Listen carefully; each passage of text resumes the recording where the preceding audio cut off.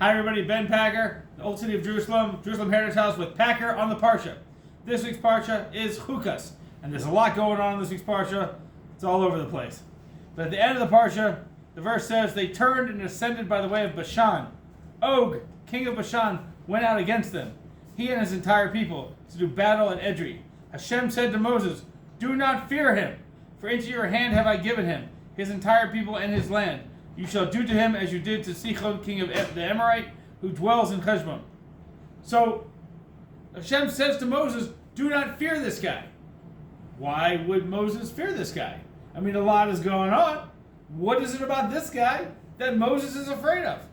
Or potentially afraid of?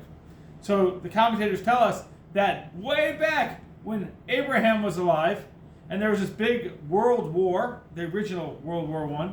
So there's a big war, and Lot, his nephew, was captured, and Abraham didn't know about it because there was no social media. So this guy Og came and told Abraham that his nephew Lot was kidnapped. And then Abraham was like, oh my goodness, so I better go deal with that. So he went and he fought all these people and he rescued Lot. So seemingly because of Og, this whole thing happened and Abraham became all famous and rescued his nephew, and it was all very good.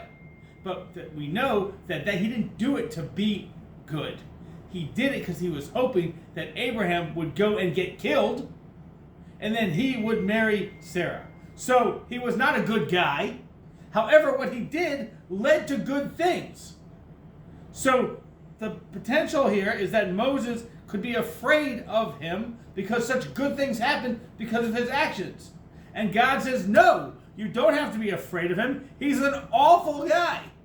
He did this for a terrible reason. Yes, good things came out of it, but that doesn't change anything. I actually first gave this speech when Obama was elected, and there's a lot to be said about that. But for now, I'll just say, we had this thing with October 7th, and we're still dealing with it.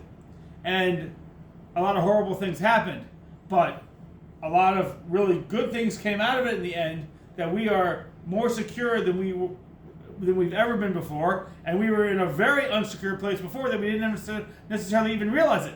Does that mean that we think good about the Hamas terrorist people and all the people in Gaza and all that? No, not at all. That good things came out of it, just like good things come out of a lot of bad stuff that people do.